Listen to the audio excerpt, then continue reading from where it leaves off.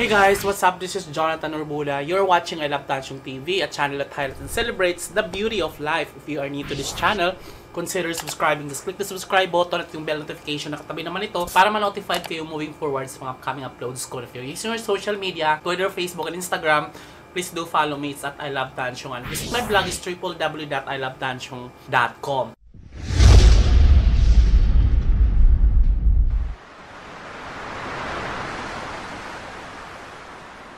March 15. Karating ko lang galing Robinson Supermarket na malingki ako. Kulang pa ako ng mga noodles dahil walang noodles nagkaubusan. Balito lahat ng mga nabili ko. Ito sa baba, ito. Tapos meron din ito, tapos ito.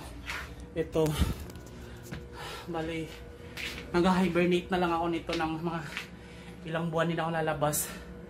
Hindi ako mamamalengke. Pabalik. Sobrang nakakapagod. Ang bigat sobra, naka 15,000 din ako ngayon. So, pupunta pa ako sa Mercury Drugstore sa ibang mga supermarket. Baka meron pa silang noodles. Ito nga ngayon guys, itong corona na to, talagang kinakabahan ako dahil nasa Mandaluyong ako, nasa NCR location ako. Tapos, trabaho, bahay. So, hindi ko alam, on the way, baka meron, or something similar. So, hindi pa naman kasi talagang business as usual pa rin kasi. Hindi pa naman in-stop yung business. Tapos, pag no work, no pay rin naman. So, ayun, sobrang economically sabotage talaga tong virus na to. Today, May 15, lasing ko na ng hapon, kakatapos ko lang mag-panic buying. Nag-grocery ako, walang mga kanton, walang mga noodles, as in zero talaga. Pumunta na ako sa Robinson's hypermarket dito sa likod. As in, wala talaga. Tapos ngayon naman, pupunta ako ngayon mamaya sa Mercury, baka yun na lang ang kulang ko, mga noodles. Noodles na lang talaga, mga noodles. Mga canned goods meron na ako, tapos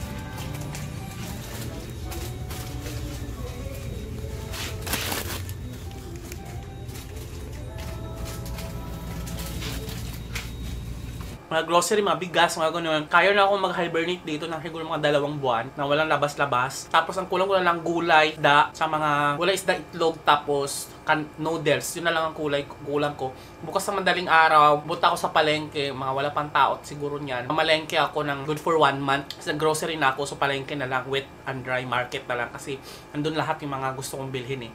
Yung ref ko, sobrang punong-puno na siya, hindi na magkakasya. Pang 1 month, pang 2 months ba naman yung binili ko. So, naka-worth 15,000 din ako. So, ayun. Panoorin nyo yung video na to. Papakita ko lang sa inyo kung ano yung mga binibili ko ngayon.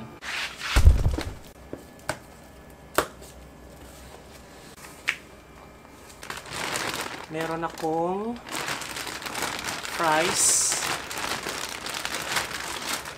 Meron akong halagang 200 na pang-adobo ng baboy.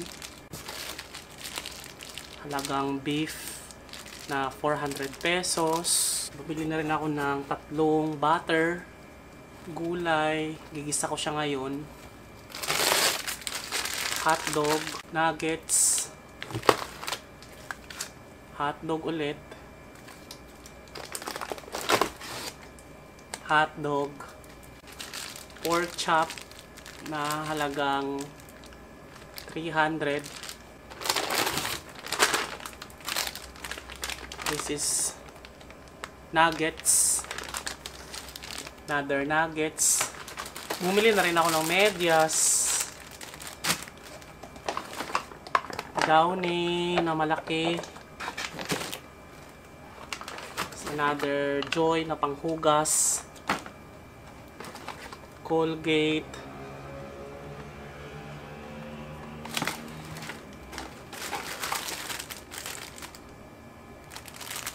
Sponge, Breeze liquid detergent para sa panlaba,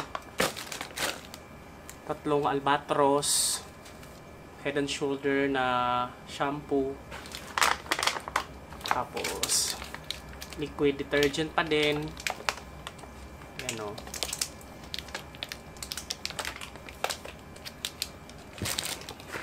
toothbrush. At may natira pang Zonrox guys. Buti na lang nakabili pa.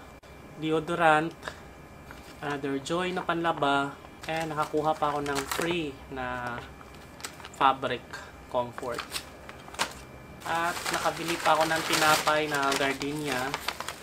Buti na lang meron pa.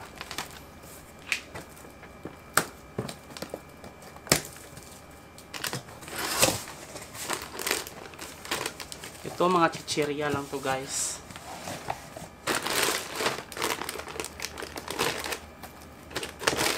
Ito mga chichirya lang to. So meron ako orange.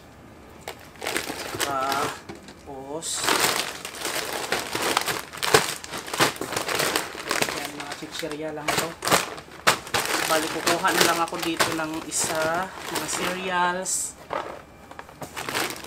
Dami akong cereals na binili. Kuha na lang ako ng isa para meron tayong mga gamit. Isa lang.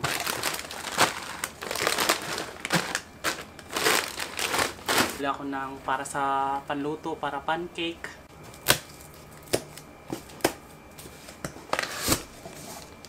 Ito mga grocery pa rin. Bili ako ng 3 taco shell. Ayan siya pag gumagawa ko ng tacos, nachos. Ayan mga grocery. Bigas, patatas,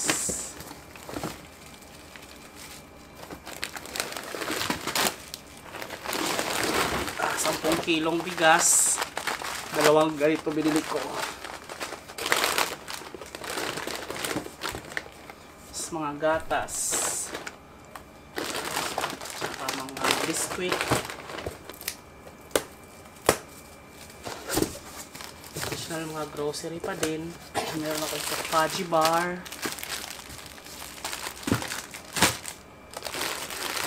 Kape.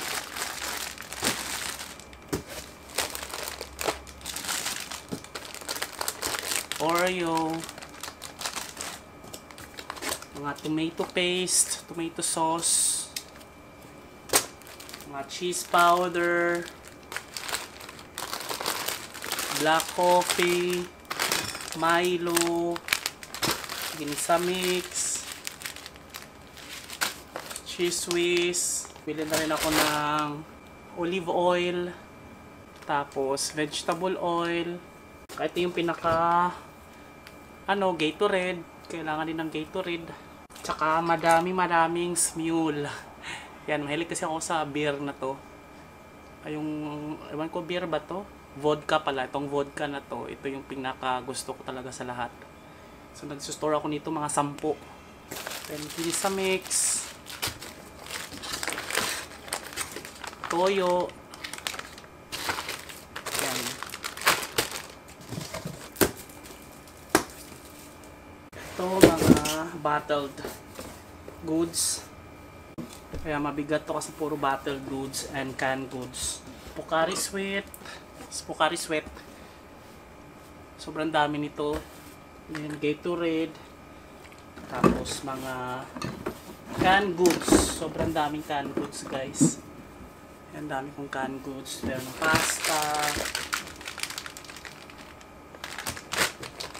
Pineapple juice. Ketchup. Dami kong canned goods. Wala akong mabiling noodles kasi eh. Yan, puro canned goods na to lahat. So, dyan lang muna siya para So yun nga, ito na yung mga panahon na talagang yung credit card mo talaga, malaking tulong talaga dahil pero ang dami na napamili ko oh. Ang haba ng listahan na napamili ko. Kulang pa to. Naghahanap pa ako ng mga available na noodles, isda, tsaka sa ibang 15,000 din ako.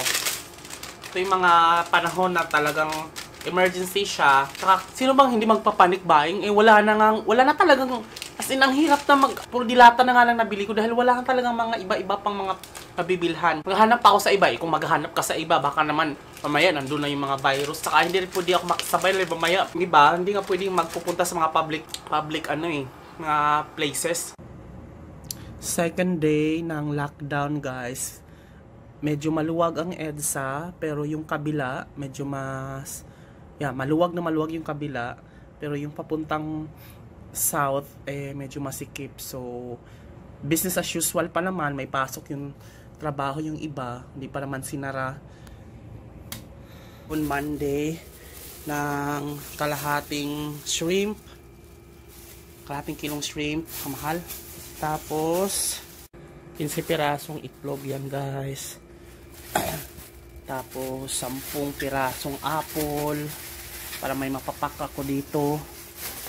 Tapos mga gulay, kulang pa tong mga gulay na to, pero hindi ko pa naman mauubos dahil konti lang binili ko dahil punong-puno na yung ref ko.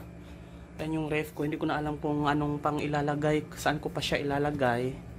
So punong-puno siya dahil nag-hoard ako ng mga makakain dahil nga pumunta rin ako sa Mercury, wala na kahit konti, meron mga noodles mamahalin, yung mga Korean, pero yung mga kanton na Maggi, Lucky Me, wala na talaga. Dalawang supermarket na pinuntahan ko, wala talaga. Sino bang hindi magpapanik dyan? Yeah! Nagluto na po ako guys. Ito na po yung mga pinamalengke ko. Meron akong hipon.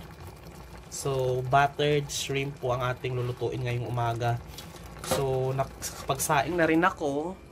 Tapos, ang oras natin ay 7:52.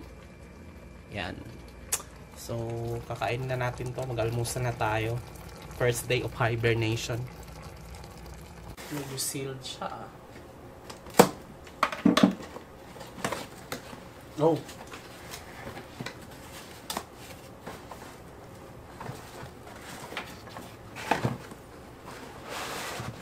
Para siyang may lagayan na parang egg tray.